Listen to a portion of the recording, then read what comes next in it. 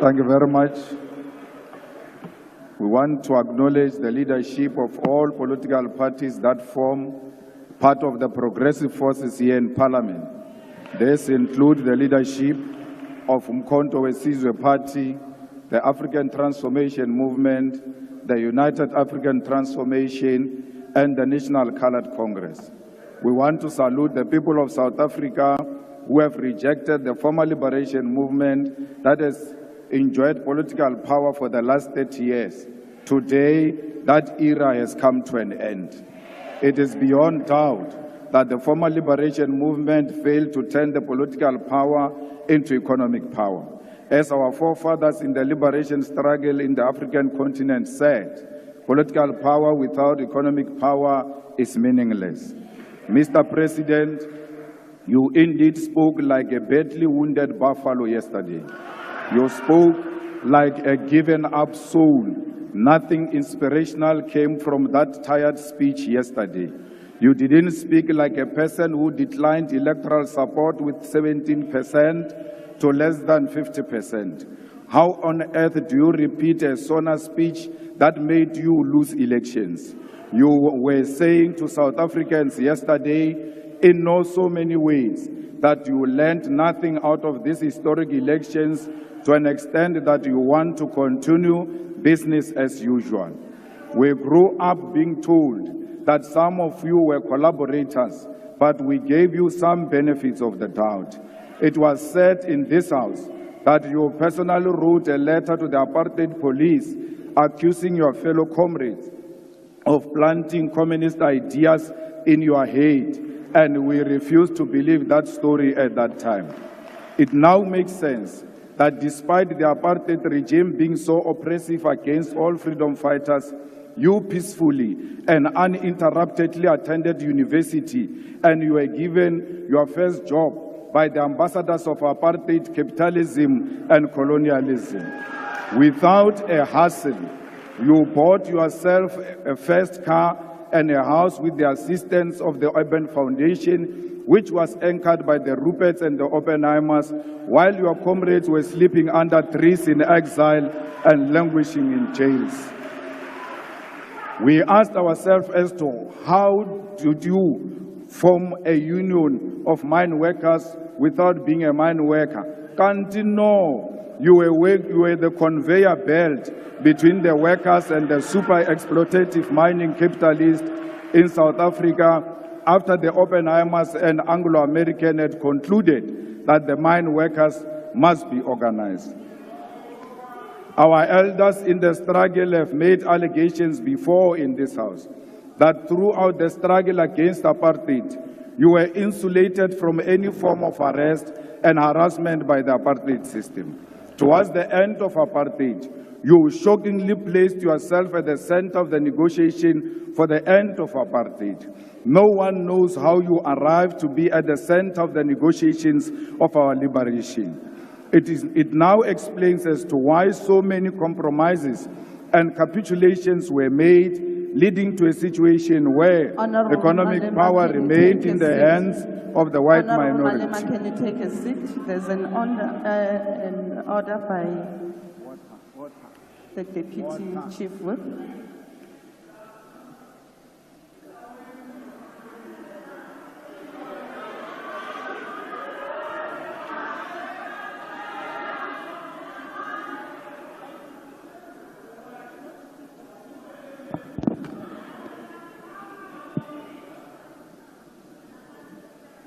Honorable Chairperson of the NCOP, you instructed that the Honorable member, Honorable Malema, must sit down. Before I raise my point of order, Honorable House Chairperson, Honorable Chairperson of the NCOP, the Honorable Malema is casting aspersion on the President, on the persona of the President. Can he please bring in a substantive motion to support his statements that he's making in the House? Thank you. Thank Thank you very much, Honorable Chief Whip. The order is sustained. Rules does make provision that if the member imputes improper motive against another member, you may do that by way of a motion, and therefore that has to be substantiated. And therefore, Honorable Malema, can you then proceed with your speech? I see there's another point of order that's been raised on DA.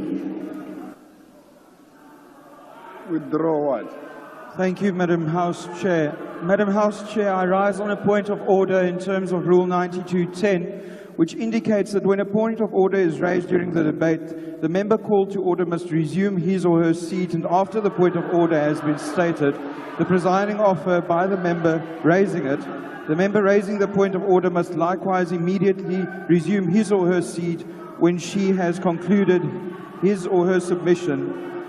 Madam House Chairperson, can I just get clarity on the fact when the Deputy Chief Whip of the ANC raised the point of order, the member at the podium remained standing, and I would just like your ruling on that. Thank you. Honorable Malema, we have requested that you take your seat, but despite that, you did. Thank you very much. As I have ruled on the previous order, that was raised by the Chief Whip, Honorable Malema, can you take your podium and apologize on what you just said?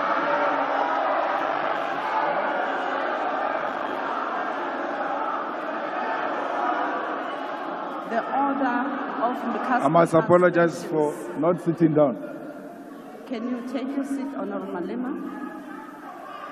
The order was raised with regards to casting aspersions on the President. Can I be allowed time, honorable members? I will then allow you space. Order, honorable members. The order was raised with regards to the honorable member casting aspersions on the President, and accordingly, honorable members, can you please take your seat? I have not recognized you, Honorable Shibambo. Can you please take your seat? I have not concluded.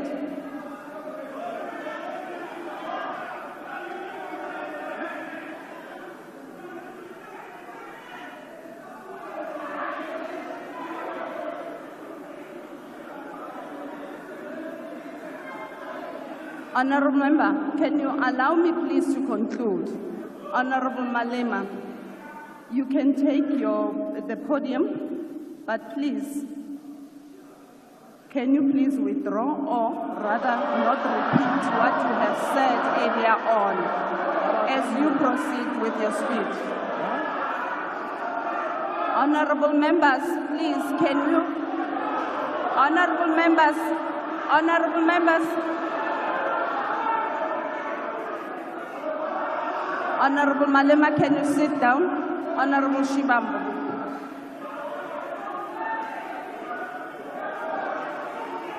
On a point of order, House Chair, we are going to forgive you because you are new. You don't know the rules of this parliament.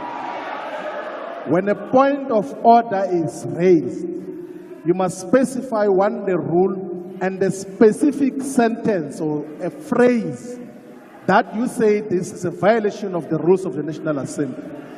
What the Commander-in-Chief is doing is to give a political characterization of a phenomenon. That is a point of debate. It's not casting aspersions. How else do we deal with political questions without giving context to what got transpired to where we are now? Where else do we say that except here in this parliament? You can't suppress political debate because of your misinterpretation and misunderstanding of the rules. Please allow the speech to finish. And then when we later on go to Rules Committee, we're going to illustrate to you with proper evidence when we're inducting you that the rules do not say what you are saying that you must withdraw. Please be patient with this process. We are going to understand them when time progresses. Currently, your application is incorrect. Thank you, Honorable Shibambo. Honorable members, Rule 53 makes provision that if a member makes personal reflection on the member's integrity that are equally offensive or damaging, which cannot be necessarily substantiated. Therefore, that should be done by a way of a motion so that a member can substantiate what he's been saying. At this point in time, Honorable Malema has cast aspersion against the President, which needs to be substantiated accordingly, and therefore the order remains sustainable.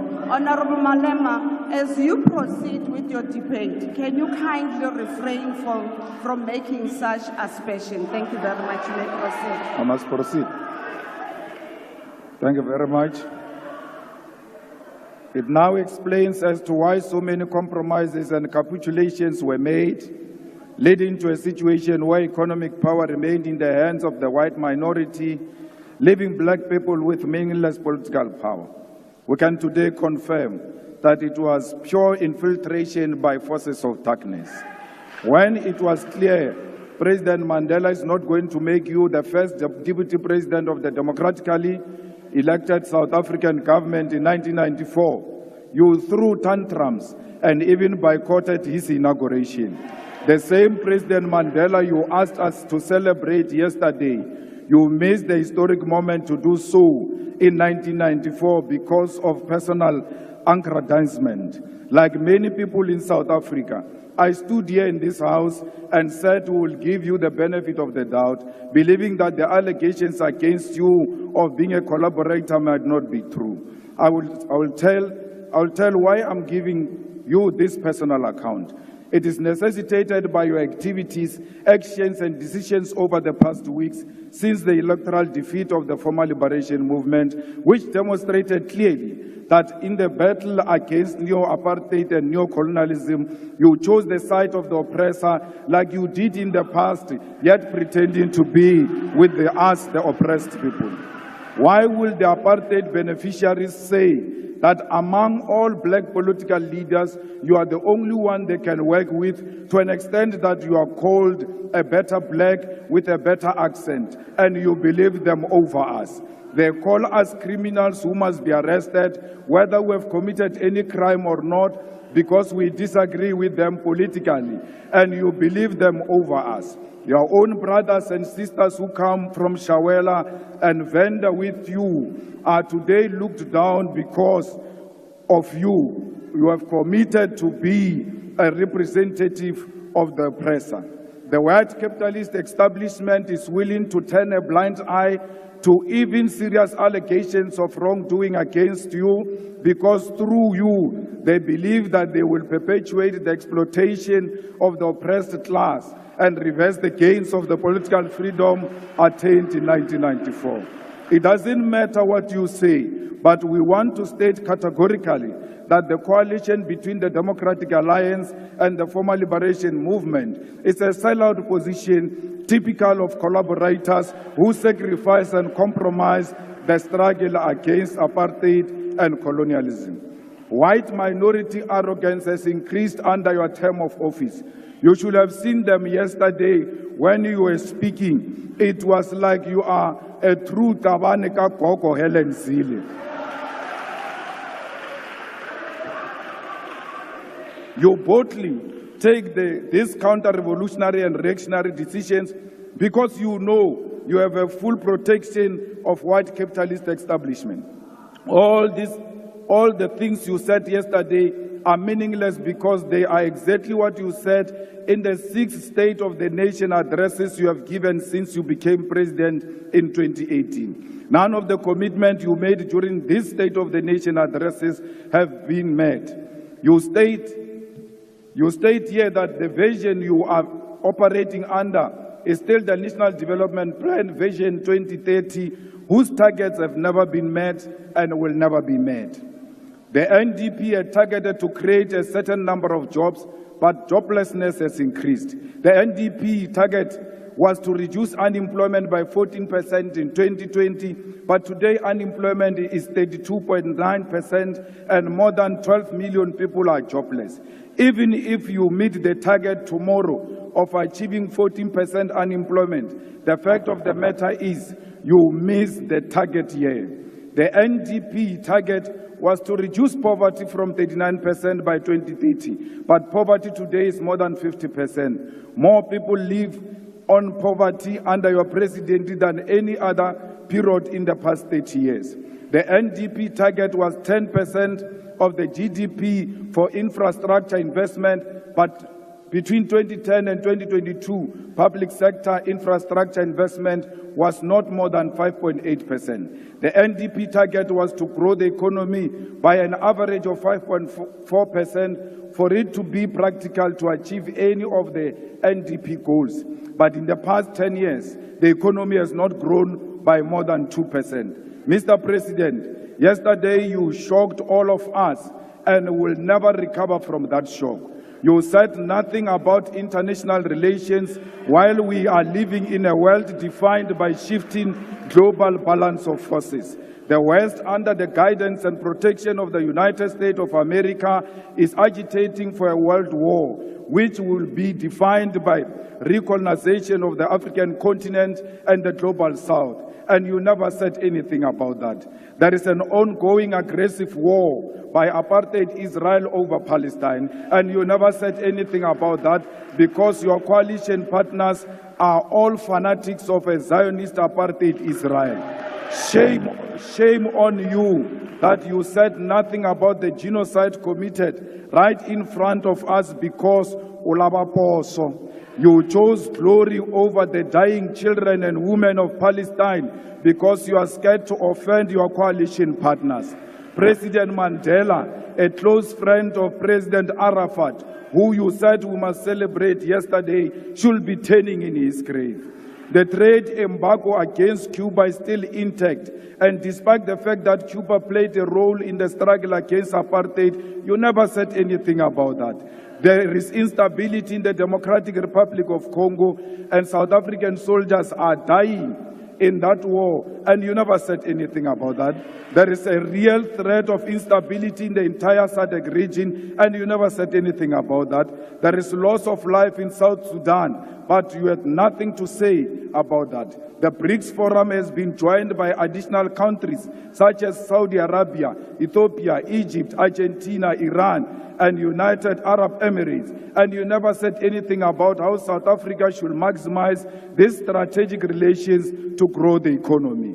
The North Atlantic Treaty Organization, NATO, is agitating for a world war through its admission of Ukraine into NATO alliance, and you never said anything about that. This is happening while South Africa has discovered strategic oil and gas natural resources, which in itself, Minister Mantashe, is a cause for global security, but your president said nothing about that. Even if the global balance of forces does not matter to you, there is nothing tangible you said about the high levels of crime happening in South Africa. In the past year, South Africa had more than 27,000 murder cases, and you never said anything about that. Are we being handed over to the imperialist takeover as South Africa? Mr. President, there are more than 300,000 students who have passed and attained their certificates, diplomas, and degrees, but all universities and universities of technology, huge amounts of money. We must cancel student debt and introduce free decolonized education now. You claim to have created 2 million jobs through your presidential employment stimulus, but there are no additional 2 million jobs that were created since you took office in 2018. And if you want to argue this point, go and argue with Stats SA. Another issue we need to highlight is that Kusile Power Station added an additional 800 megawatts into national grid 2 weeks ago. You never mentioned anything about that. Instead, you chose to mention 256 megawatts of unreliable energy by independent power producers, which was plugged into the grid in the Northwest Province. This is an evidence that in addition of selling fictional buffaloes at Palapala, you are also a salesperson for independent power producers.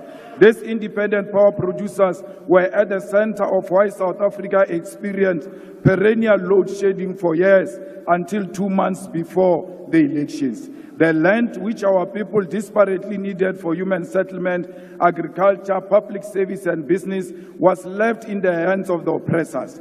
Our people were told about willing buyer, willing seller, in a situation where violence and genocide were used to learn the dispossession of the Khoi, the San and all indigenous people of our country. We'll amend Section 25 of the Constitution in our lifetime to allow expropriation of land without compensation.